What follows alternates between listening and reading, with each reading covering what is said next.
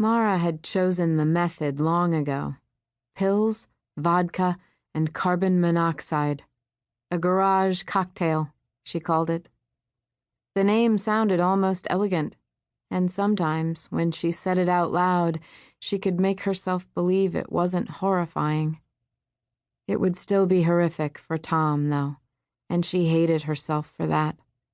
She would rather do it without leaving a body for him, but as much as she'd love to spare him from being the one to discover her, she knew not letting him find her would be worse. And at least this was the tidiest option.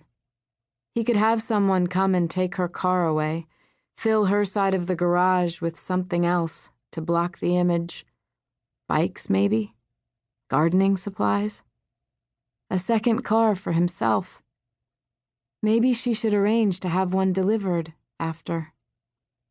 Would that be too weird, though? A gift from your dead wife?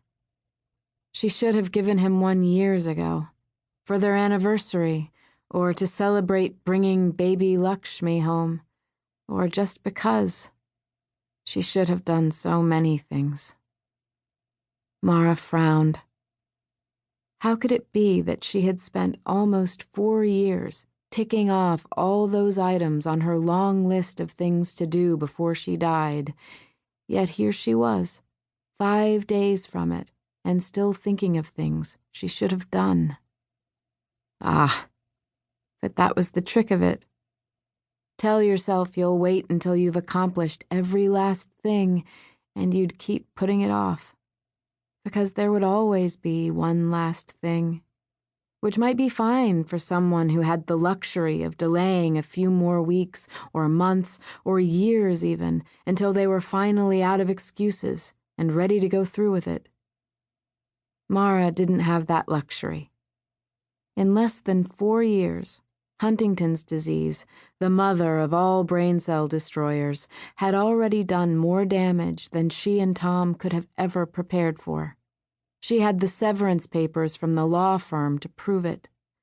The once graceful, athletic body that was now slow to react, reluctant to cooperate.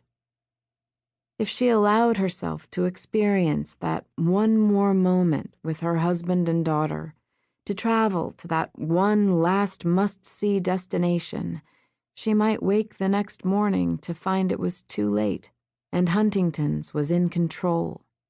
And she would be trapped in the terrifying in-between of not being able to end her life on her own, and not truly living either. Time was against her. She couldn't risk waiting any longer. She could make it to Sunday, as she had planned, but she couldn't wait past then. Mara took a long swallow of water from the glass on her bedside table and stood. Inhaling deeply, she reached to the ceiling with both hands and focused on the bathroom door across the room. It was tempting to cast her eyes up toward her hands, the way the move was supposed to be executed, but she had gotten cocky before, and the hardwoods always won. She counted to 5, exhaled, and tilted forward slightly, pressing her hands toward the floor for another count of 5. A sun salutation modified beyond recognition, but enough to clear the fog from her brain. The hiss of the shower stopped, and Tom emerged from the bathroom, toweling his dark hair. "Good morning," she said, eyeing his bare torso. "You're wearing my favorite outfit, I see." He laughed and kissed her. "You were out cold when I got up. I was planning on asking your parents to come over and get Lux on the bus." He tilted his head toward the bed. "I can still call them, if you want to catch a few more hours."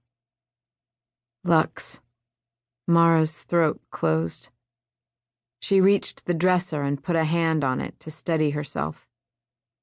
Turning away from her husband, she pretended to fuss over some spare change and loose earrings on the dresser. She swallowed hard and coaxed her throat into releasing some words. "Thanks, no," she said. "I'm up. I'll put her on the bus." I need to get moving myself. I've got errands to run." "You don't have to run errands. Why don't you write out a list, and I'll get anything you need on my way home." He walked to the closet, pulled on dress pants, reached for a button-down. She made a furtive wish for him to choose blue, but his hand found green. She would try to remember to position a few of his blue shirts in front so he would reach for one before the end of the week, and his cobalt eyes would flash one more time.